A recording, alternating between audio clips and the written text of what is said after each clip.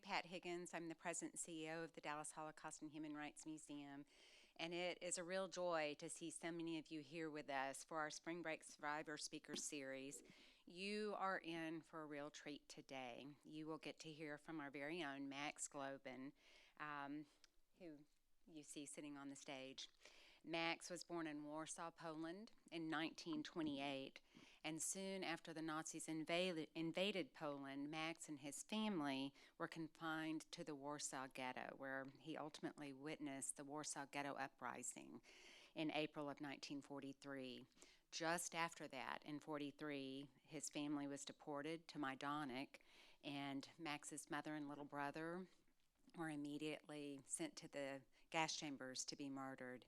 He and his father were sent to a work camp, but he lost his father within a month and then went on to several camps on his own as a young teenager.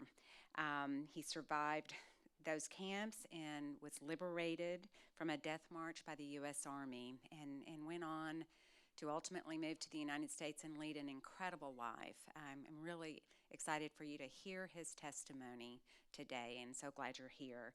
Before we begin, I'd like to thank our community partners for the Spring Survivor Series: Big Brothers Big Sisters Lone Star, Congregation Tiferet Israel, Girl Scouts of Northeast Texas, Human Rights Campaign Dallas-Fort Worth, Jewish Family Services of Greater Dallas, Legacy Senior Communities, Temple Shalom, and the Texas Holocaust, Genocide, and Anti-Semitism Advisory Commission. We're very grateful for your support of the museum and for our programs. And as always, I'd like to welcome our volunteers, our board members, and members of the museum who are here today. If you're not a member, I hope you'll consider becoming a member. If you do that, you could come to the museum every Friday and go to the Dimensions and Testimony Theater and learn more from virtual Max. You may have a lot of questions after you hear from him today. And speaking of questions, we have hopefully given you note cards. If after Max's talk, if you'll raise your note card, a staff member will come by and pick them up, and we'll do our best to answer as many questions as possible. So now it is my great honor to introduce Mr. Max Glauben.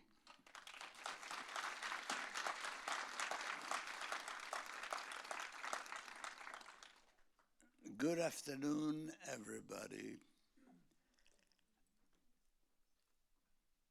History repeats itself.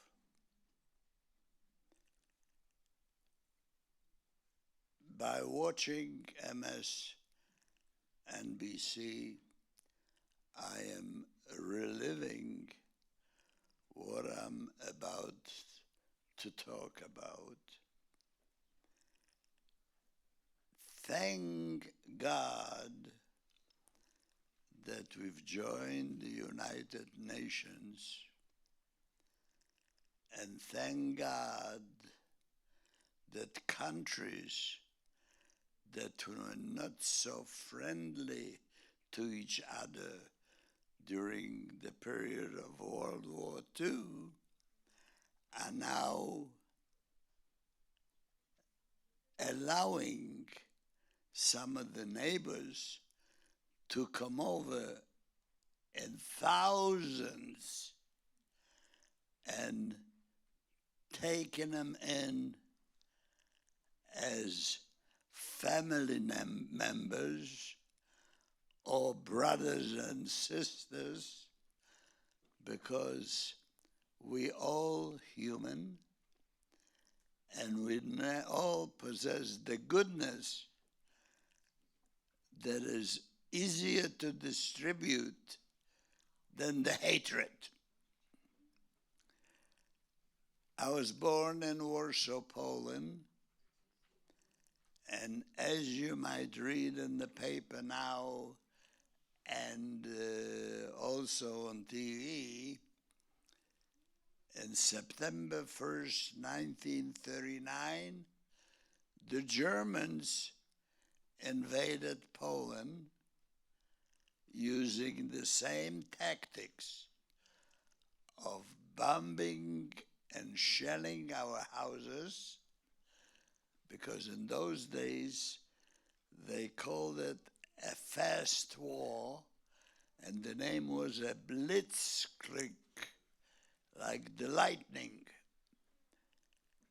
Immediately they started being not so nice to a certain religion, and if people didn't know who we were, who the people like Jewish and some of the other nationalities that the German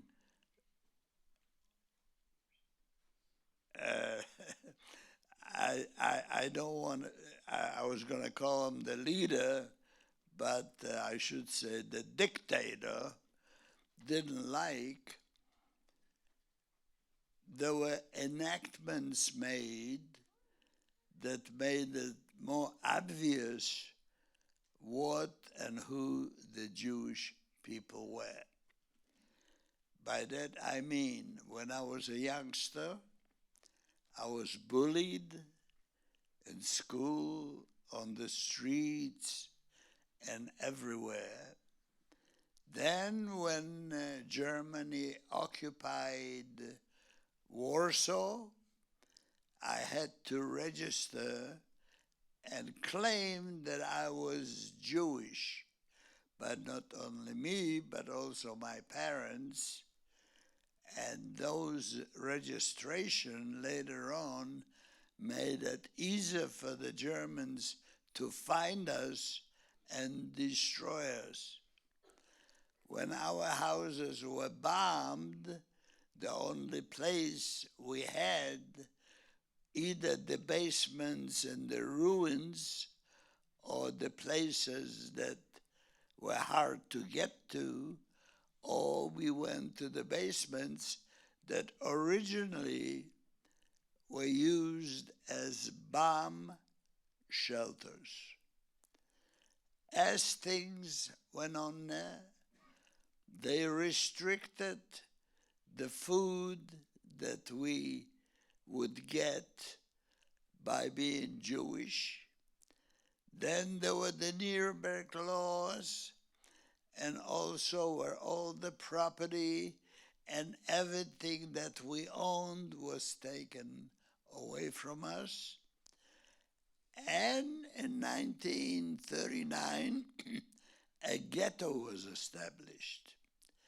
By that time, if you didn't know that we were Jewish, then a memo came out where every Jewish person that's 18 years or older, or sometimes even by status larger than a child, had to wear a white armband with the Star of David or the Magen David in blue on the arm, so they will know that you were Jewish. We lived under horrible conditions immediately when Germany occupied Poland. When I said history repeats itself, if you, a person that was interested or is interested, Germany had a non-aggression pact with Russia and simultaneously invaded Poland. Germany took the western part of Poland, and Russia took the eastern part of the Poland, and they did with the people pretty close to what the Russians did, the Germans did, but it was not as publicized through the news media or through any news as it was. 1939, the Germans designated an approximate 1 square mile area next to the Jewish cemetery. We lived in that area, and the first and largest ghetto was established in Warsaw, Poland. During the building of the ghetto, there was a typhoid epidemic in there, and the place was quarantined and didn't allow any Germans to go into that area for fear that they might catch it. Thus, the Germans created a Jewish, like a city council, and made them appoint 2,000 Jewish volunteer policemen. And how did they get volunteers? By threatening them that because they registered, they knew where they lived and where their parents lived. If they didn't volunteer, then the parents or members of their family would be killed. Thus, the Jewish people that became policemen, and we call them capos, became the ones that did the dirty work for the Germans, and they also employed many security people that also had a hand in dictating some of the bad things to us. We lived like that till 1943. How did we live? Is hiding. We didn't have nice places like some of the people have now, which were the train stations and all the place, because we were not allowed to go into those. So we were hiding in bunkers and basements with no food. A Jewish person, if he was allowed to get a ration, would get about 180 calories a day, compared with something that a Pole or even a German would get in the thousands. Any imaginable disease became an epidemic. People were dying on the streets. People were dying in the apartments, because after the ghetto was finished in 1940, pretty close to 500,000 people that lived outside that area was forcefully placed into that approximate, a little bit over an acre, area with 2,400 apartments, and they were all rushed in and placed in the apartments. Then daily they would call them out, taking for work details or for unpleasantness and killing details. By 1943, things were not getting too good on the German fronts, especially in Africa. And at the same time, in about 1941, Germany broke the non-aggression pact that they had with Russia and started fighting with Russia, went up to Stalingrad, and were not able to capture the city of Stalingrad. That was either 41, 42. Don't take me seriously until before I say something. I usually investigate. By that time, they declared the final solution. Any Jew in the territory of Poland occupied by Germany was a victim.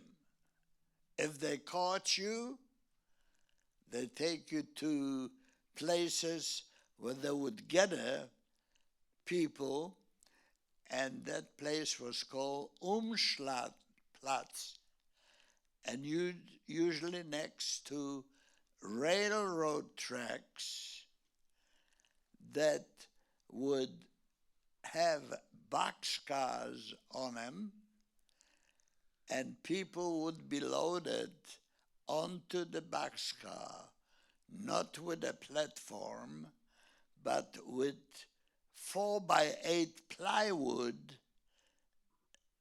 being placed by the doors, and it had pieces or stripped of trim in 2 or 3 places.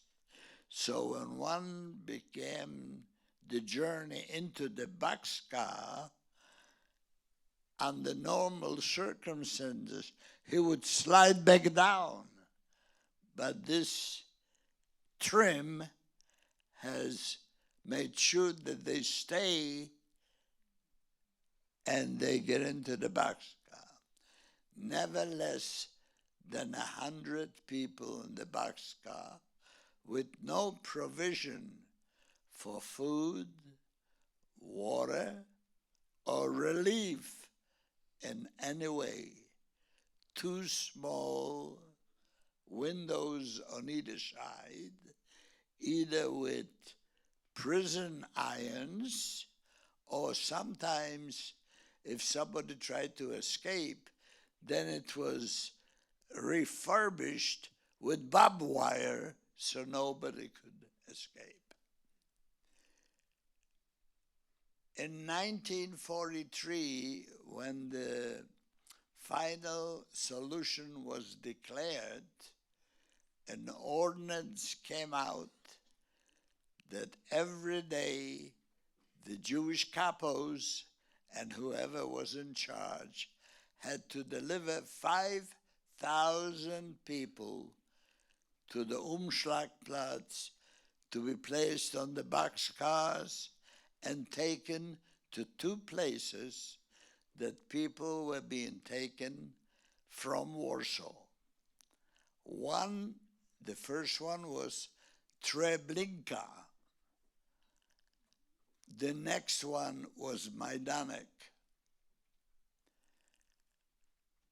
When the people were sent to the 2 places, they didn't have enough, the Germans, enough personnel to take care gassing and cremating that many people.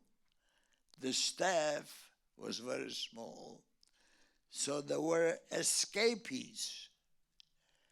Most of the people were from Warsaw, Poland. They decided to escape and go back to Warsaw because that's the only place they knew, and they still had some family left there, so they could sustain some kind of life and wouldn't have to be bothered with strangers. They came back and they were in the underground of what was happening to us. We were being gassed with carbon monoxide, and I usually don't like to get away from my talks, but I made 14 trips called the March of the Living back to Poland and Israel. And I was in every camp possible with about 15 or 20,000 students each year. And about 4 years ago, I went in the back of the gas chambers, and Russian tank engines that were captured by the Germans were feeding in carbon monoxide into the rooms that the Jews were being killed. And in fact, in 2019, there was one of those engines still outside of one of the crematoriums in Majdanek. When the people came back and informed the underground started training the same as you hear now. Anybody from 18 to 25 in guerrilla warfare. And as a youngster of 13, then or 14, I was a part of doing the Molotov cocktails that you saw on TV right now to defend us from being destroyed by the Germans. But eventually, there was an uprising, and the youngsters that were trained were by each gate and didn't allow the Germans to enter the gates into the ghetto because they wanted to close the ghetto. Things were so bad that when we started, the ghetto had 20-some gates. But by the time 1943 came and the uprising, there were only 15 gates because the Germans kind of tried to close the ghetto and put all the population in a corner because many of the rooms had so many bodies that they were afraid to go in there and take the live ones out. We were hiding in a basement, and when the thing cooled off a little, the Germans would walk around with listening devices and dogs and trying to recover the remaining Jews that were left after the uprising. But what I didn't tell you, that this young, brand, guerrilla type of fighters didn't allow the Germans to go in and destroy us. So what did the general by the name of Trupp decided to bring in napalm flamethrowers and burn the ghetto to the ground. Everybody that was hiding above ground disappeared in a bad way by being burned or cremated, and some of the basements that contain hiders became grave sites because all the rubbish fell on top and made it impossible for life in the basements. When they went with the listening devices and dogs and try to find us, they weren't going to help us, but they would usually throw in a hand grenade or something else to create an opening that the people could be taken out, Umschlagplatz, loaded on boxcars. My family was loaded on a boxcar like that. Sometimes in May, because it took that long from April 19 to the end of May, and then I don't think they could get everybody because some of them went over to the Polish side and fought the Germans. There was an uprising a year later on the other side. Well, anyways, the boxcar was loaded. Your family is scattered, and you don't know where you're going and how you're going. And the trains would not go on a direct line to wherever they were going.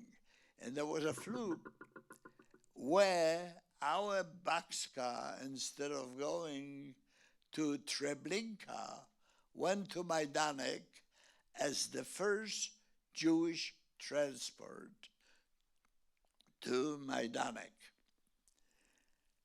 We rode on the boxcar for 5 days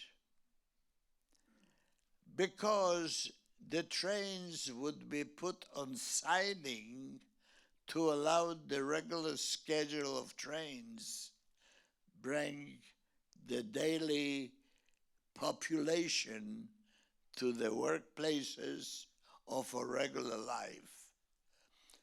But can you imagine how long 5 days is when you cannot relieve yourself? The place smells badly, no food, no water. So by the time we reached Lublin, which is the city where Majdanek is as a suburb, more than half of the people never got off the boxcar. We were then offloaded and set up 5 abreast. Then we saw Germans setting up checkpoints on the road to the camp. And we didn't know what it was, but eventually they put personnel at these checkpoints with requisitions for able bodies to be taken to concentration camps for slave labor, or there was another line that went into the Majdanek camp, and the first 2 or 3 buildings were the crematorium and the gas chambers. All of a sudden, through a microphone, we told women and children, forward. I am behind my mom, my little brother, the members of my family, and incidentally, I will tell you this, something that I usually forget, that 2 of my father's sisters, the older one and the youngest one, that lived in the ghetto with us, found me in Dallas 42 years after the Holocaust and survived Majdanek. They worked there, and then they were sent to munition factories. Okay? Back to the march. I saw my mom and my family start in the line, and nobody says anything. And there are checkpoints. Then by the time they get halfway, they say, all the male people, come on. So my family, my mom, my little brother and all that, they going in directly into the into the camp, and eventually being gassed and whatever. And then they tell my father, would you get into the other line that wasn't going into the camp? And he is holding my hand. And I want to do what the Germans told me, go with my mom. And my dad said, stay with me. And the Germans allowed it. Then he was taken to another camp that was built right next to an airplane factory. In fact, the Heinkel and anyways, it's a heck of a time to forget. But anyways, it'll come back to me in a minute. But I went, and in that camp, we would live in barracks. The rationing was the same, I don't know how many calories or whatever. And I worked in the carpenter shop. And on one Friday, we went out, and in the morning, being counted by the gate. When we came back in the evening, there were 10 people missing. There were 3 people missing. And for every one person that was missing, they took 10 people and laid them out on the ground. And my father became one of the hostages as a tent. On Friday night, I saw him laid down on the ground on the square that we were being counted every morning. And then when I got up Saturday morning, there were some of the bodies missing, but only the shoes of the bodies that were missing were on the spot where they lie a night before. So I realized that I was orphaned and wouldn't give the Germans satisfaction that they were hurting me. So I did much sabotage, but in a different way, in a mental way, and the way we were manufacturing. I was a pattern maker for the planes, the Heinkel, and the other one is frozen in my mind, but it was a product of Mercedes-Benz. But I went from one camp to another camp, and then eventually the camps that I was in were being closed. So I went from Majdanek to Budzin. I worked in Budzin, and I became a pattern maker. Then I went to Mielec.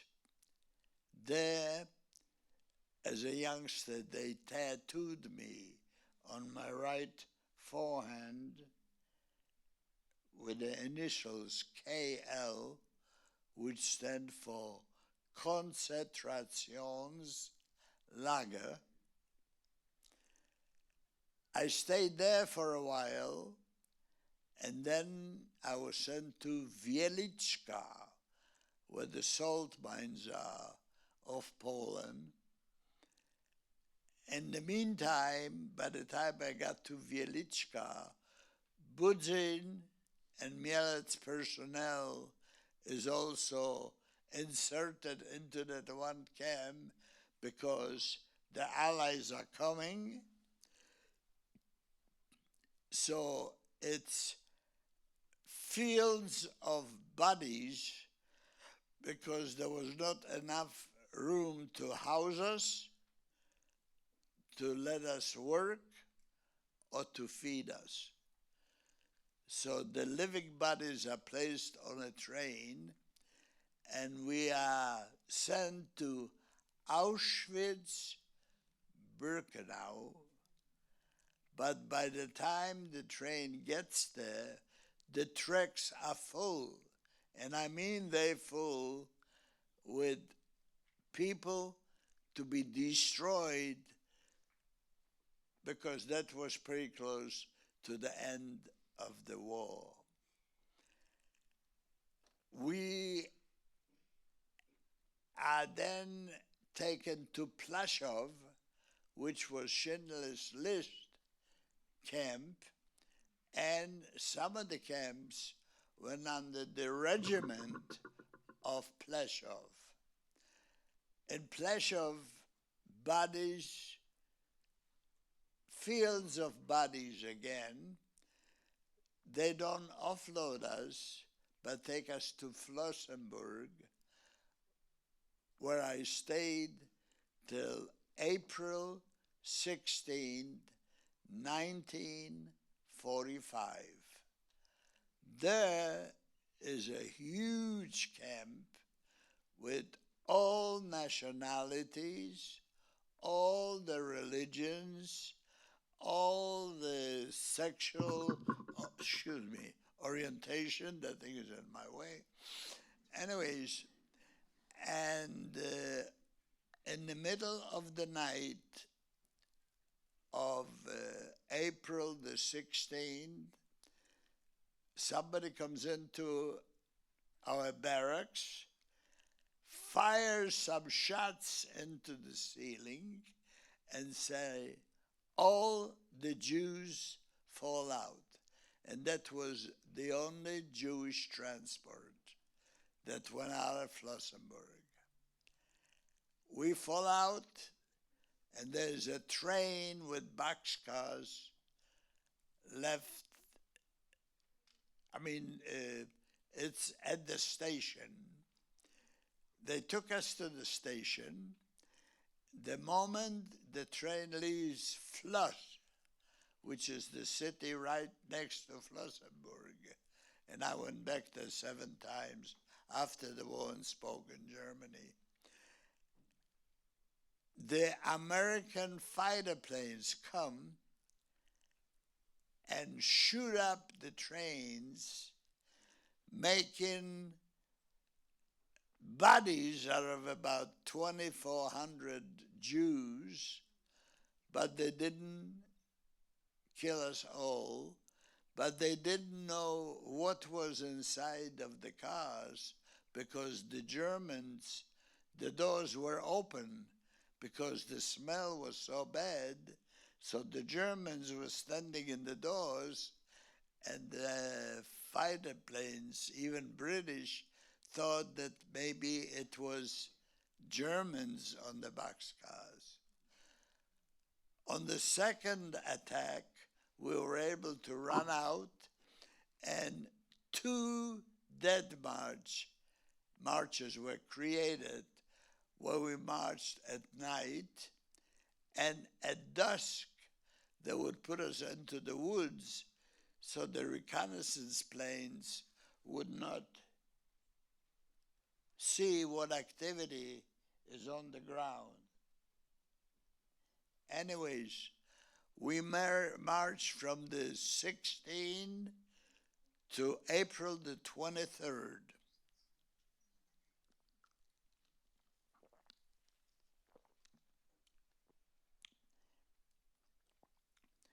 And we stopped in a small community, Neuburg Balbini. They put us on a little elevated hill, put machine guns around us. That's one of the groups. There was another group. They sent one this way and one the other way. And there were less than 150, or maybe even less than that. When you're in a situation like that, you don't count how many are there. and they told us to stay there. We surrounded with machine guns. So we did this. Then in the middle of the day, and the thing was next to a church, and I think it might have been a Sunday because people went to church. We heard a row of engines other than aircraft. And about 5 or 6 of us, we were all young, and some of us, including me, were wounded by the airplanes that shot us up. So our clothing, blood turns black after, this happens. So anyways, I was liberated on the 23rd by running down into town with 7 or 8 other youngsters that tested their ability if they could run down as a group from the area that had machine guns around them, but came to be when we passed the machine gun line, it was abandoned by the Germans because the tanks were American. And then there was the part of where do we go, where can we sleep, where can we eat, where is our thing? So the soldiers told us, wait and see if you can talk and find where displaced person camps are being set up by the Americans. As we on the road, a 179 convoy of the American Third Army is right behind us, and a nice second lieutenant asked us where we're going, and we says, we're looking for a place of shelter. He says, don't say anything. Gave us American uniforms. I roamed with him, and we ended up in a caserne that was abandoned by the Germans in Nuremberg, Germany. I learned how to eat, how to live, how to speak English, how to drive, and I became a mess sergeant for German POWs and Polish guards that were guarding him. Then, through the U.S. committee, I was able to be placed in an orphanage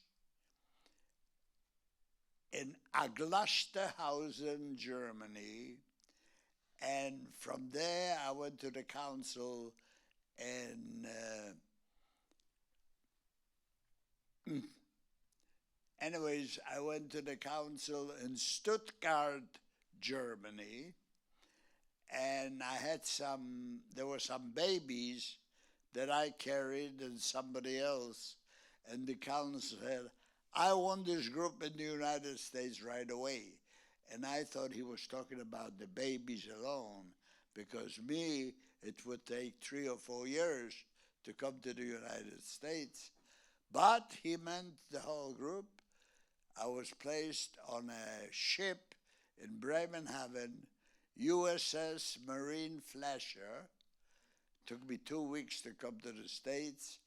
On December 13, 1947, I landed in New York. I was placed in an orphanage, didn't like it, so I had to wait till December 31st, 1947, to be sent to a place that had an opening, Atlanta, Georgia. When I reached the age of 18, I registered for the draft because I had a visa, I had all the necessary papers. I was drafted into the U.S. Army in 1951, and I served till 1956. I was sent to Fort Hood, Texas, and people were real nice to me, so I decided to stay here in Dallas, Texas, and that's where I started my new life, where I met my wife while coming in from Fort Hood to Dallas. I went to food service school. I was the honor student, and I was placed in Company B, 702nd Armored Infantry Battalion of the 1st Armored Division, and I got an honorable discharge in 56, but I was released of my duty in 2 years, in 53, where I decided to marry my lovely wife, Frida Gappelberg, and I have 3 children, 7 grandchildren, and 3 great-grandchildren, and you can see them all on Facebook. And when I was speaking at the same time, I said, and I had a good life. I happened to been neglected by my doctors, and I have the worst of the diseases with me, but I don't pay any attention to that, because in life, when you end the bubble of life, you are dealt what's gonna be with you, and you also become a programmer after you finish high school that programs of what your life is gonna be, who you wanna be. And believe me, if you have the choice, doing good to make this a better world is much easier to do with pleasure than it is to choose the wrong road. So I was, last Thursday, I've been taking medication, but they say that it's not doing me any good because I was neglected for too long. So I am not mad or nothing, but I also know a saying that good soldiers never die, they just fade away. But I'm not going to fade away. I was told to do what I like to do and to keep my life up with good things rather than worry about all the bad things. So I keep on speaking. I spoke to Garden City, New York, just another day, and I did the book, and I'm in the hologram, and I did many good things to show people that they can be who they are if they can become an upstander and pay attention to what's happening around them and blame the bystanders of what's happening right now and also what happened 70 some or 80 years ago. Thank you very much, and I hope that, like in my Jewish religion, that if I said something and then you'll do it and you help somebody and you save one life, it's the same as if you saved the whole world. And I saved myself and maybe some other friends of mine. So I feel that I've accomplished what I wanted to. But I never thought that I will be a part of accomplishing what this museum is a wonderful and probably the best teaching beacon that will be for years here to make upstanders and making this a better world. Thank you very much.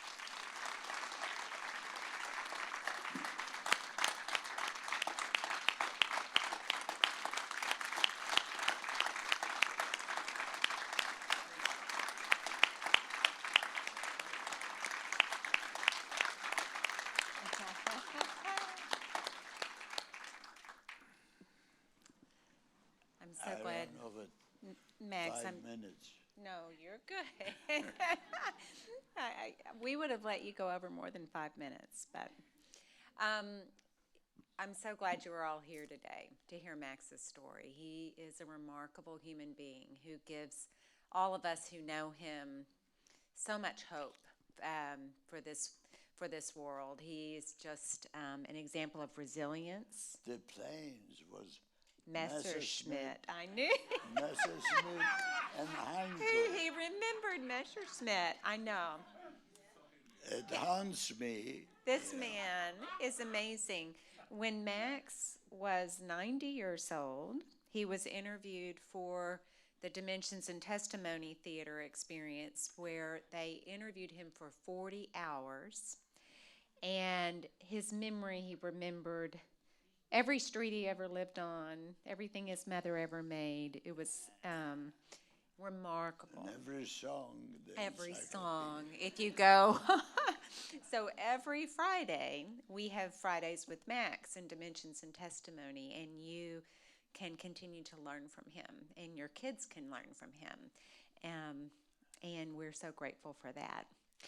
So we'd like to take a few questions from the audience now. And Max, my first one for you is you are such a hopeful and a person, but when you were in the camps, how did you maintain hope and faith once you were all by yourself? Well, when I was a little youngster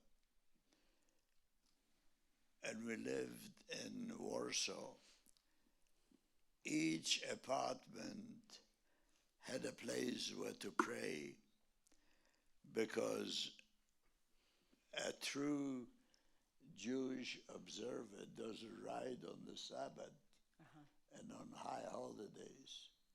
But we had a synagogue in Warsaw, so if you had relatives that lived around there, then you would spend the night there, and it was hard to get into the synagogue because the rich ones, we would always have seats in there. Because they have it. But when I was going to the synagogue, I couldn't understand as a youngster is why when I come to pray, I shouldn't pray from my heart, because that's where religion is, and you tailor it to your needs. Why should I say a prayer that somebody else, that may be a cantor, right, and it was put on paper, so I would say every day the same thing, and that didn't mean too much to me. When I was in the camps, I didn't lose my faith at all, because God was good to me and answered my prayers that I was saying of my own from your heart. by letting me live, so that it strengthened my faith in God. And after my parents were killed, when I speak and when I talk, I create pictures in people's minds, so I was told. And I am a half a mile ahead of what I'm letting come out of my mouth. So it was the same, with the prayers. So I'm still here while composing my own prayers. And there are other things that in your life that you learn. How many of you know what happens to a person that's deceased? Now, I don't know what the Catholics or some other do, but in the Jewish religion, your body is buried, but your soul goes up to the upstairs. And when I was orphaned, I used the Hashem, or God, for my advisor, for my father and my mother, because I was thinking, like in the Fiddler on the Roof, does she love me or does she not, So I made up my mind like that. So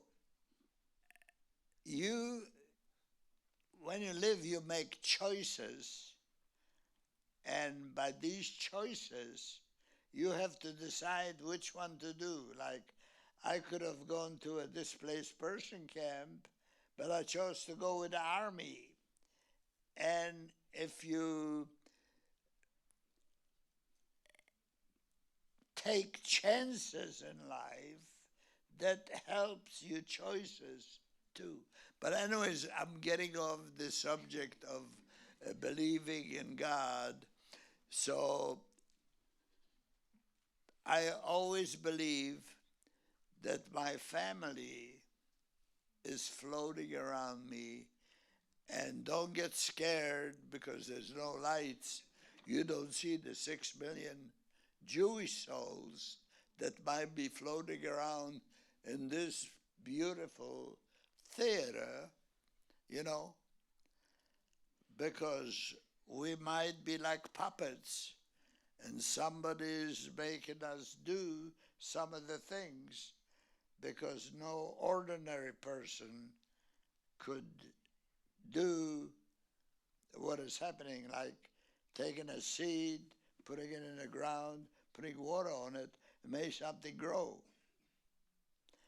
So, no, it enhanced my belief in God, and the longer you live, and the better you can do and accomplish what you want, then it makes you a stronger believer in the Jewish religion.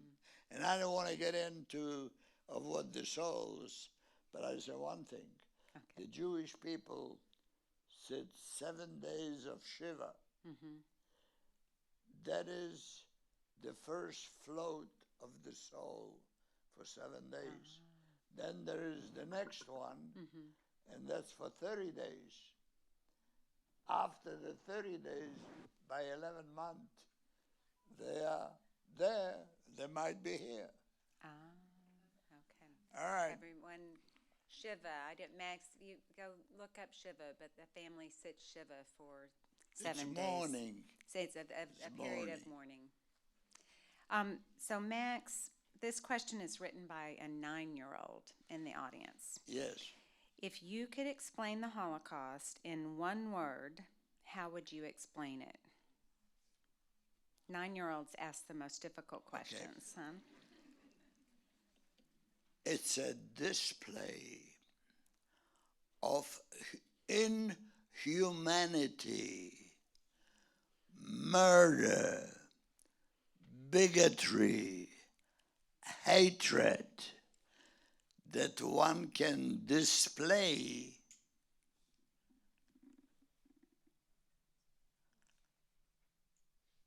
by a defected mind.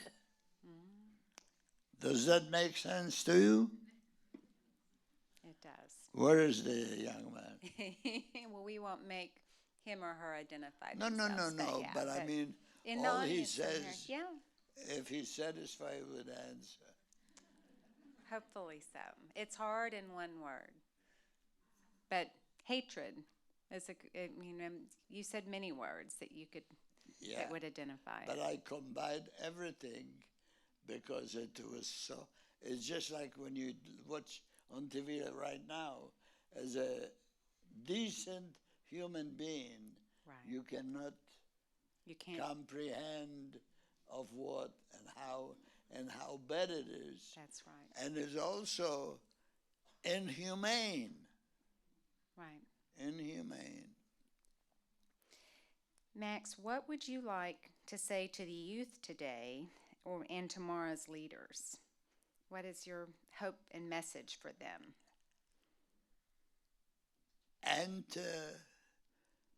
You enter the bubble of life, and like I say, when you get out of high school, you become your own computer. Honor everybody that's around you. Honor their wishes, thoughts, religion. I don't mean by honoring, but allow yourself to be friends with them and learn more about them rather than hearsay what you hear from somebody else, because sometimes the fruit doesn't fall away too far from the tree. But treat everybody the way you'd like to be treated. And it's easier to be nice. And by your action, you either make the people like you, or you might become somebody that's going to be bullied. Right. Because you might do something that doesn't please other people and doing it. But mainly, honor everybody's right to be on this earth and always try to make it a better world, if not for you right away if you don't feel like it, but for if you get married, for your children, Right. for your grandchildren, for your grandchildren. And I just spoke to my kids, and I said that if I go, I don't want to leave my possessions for somebody to fight over them when it gets. Right. So I'm going to let anybody select what they want, and I'll give it to them while I'm still alive and Good. enjoy giving it. That's All right? good. Beautiful. Wow. And these are some of my thoughts. And believe me, when you go through what, I'm not the only one that went through it, but many are through it, you don't say that grass is greener on the other side, but you say, I was on both sides of the fence. Brilliant. And I know how to be hungry, Right. so I'm going to help the hungry. And if you're talking about, I sometimes walk on the street, and now especially when you get a little bit older, and you go into a restaurant, and you see how some people are brought out. There's one that'll run a half block and open the door. Right. Then there'll be somebody that once somebody opens the door for you, they'll go through first and won't let you go in. Then you go on the street and somebody might have left a banana peel on the sidewalk. Are you the person that'll pick it up? or are you the person that's going to step on it and break your neck? Or leave it for somebody else to break his neck? That's what I'm talking about. So you tell me what kind of person you are. A caring one will pick up a piece of paper. This is what my wife is. If something drops, the moment she can even bend over, she'll pick it up. But it's in you. It's your upbringing. That's right. Well, but What it's never else? too late to change, Okay, right? yeah. I have heard Max tell school groups to appreciate the opportunity that they have for education because his opportunity was taken away from him, and to appreciate their children because his parents were taken away from him. But I also want to make this clear. A diploma is something that's good to hang on the wall. But what the diploma represents is who you are. You know, you could have the highest degree in anything, and you can be a bad, bad person. That's right. But if you are oppressed and if it's not oppressed, if you can afford a good education, there is such a thing as learning by yourself. Right. That's right. And the self-education is also the greatest teacher because that's your experience. Right. That's right. I never thought that without education, when I went into the army, I had the rank of sergeant. I was able to do something here, and I'm able to talk, right? And I have become a doctor of humane letters from right. Southern, from SMU, That's right. right? And Hope for Humanity, you know. Right. That's So my experience and education is good enough to go through life and do good things, even though I shouldn't say I have a diploma, but I got one from SMU, so I can't say that. So right. I hope you understand that. Yes. Nothing has held you And back. You're huh? amazing. I said nothing has held you back. You're amazing. No, but the thing is, education is like, I shouldn't say drugs. Do you Yes. understand? Huh? Like medicine, or that helps. It, there's a word for it, and it's got a click here. Education is like a substance. Mm-hmm. The more you learn, the more you want to learn. Right. Right. And it's a continuous thing. Right. Once you learn how the Coke was made, then you want to know why it was made, and then what is the ingredients, and how did people come out to do it. Right. Do you understand? That's right. So it's like a substance. Well, I hope that I can't tell you how much I have learned from Max Glauben in the almost 10 years that I've known him. I'm glad that you had the opportunity to learn from him today. If you'd like to learn more about his story, please visit us in Dimensions and Testimony. You can also read his book, The Upstander. That Max is really the finest example of an upstander that I can think of. So thank you all.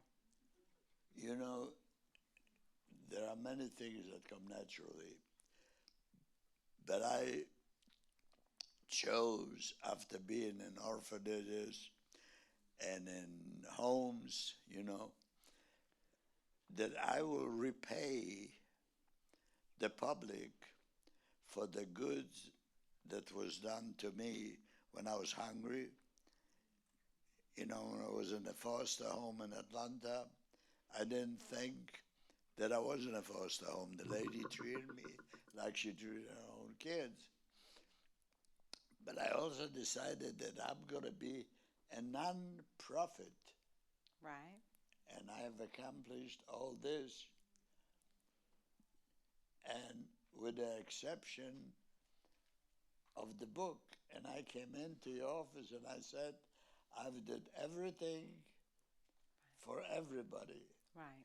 But I want to leave my family with one memory, you know, with the memory of that. Yes. That they know that this is their father or uncle or cousin or whatever. So that's all. And even that is going to be distributed to good deeds. Yes. By yeah. my children. Thank you all. I'm being picked up in 3 minutes. I know. Well, we need. I think that means this is over. Please help me thank Max.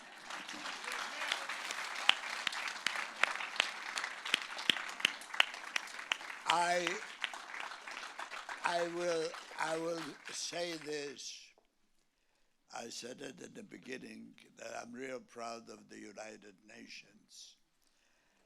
But if anybody is in a position to contribute anything for the Ukrainian people,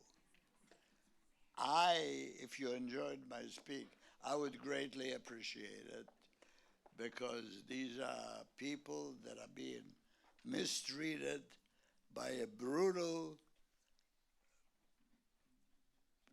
undesirable person that I don't know. It's how long is it gonna? He should disappear. Great job. Okay, thank you. I'll get it.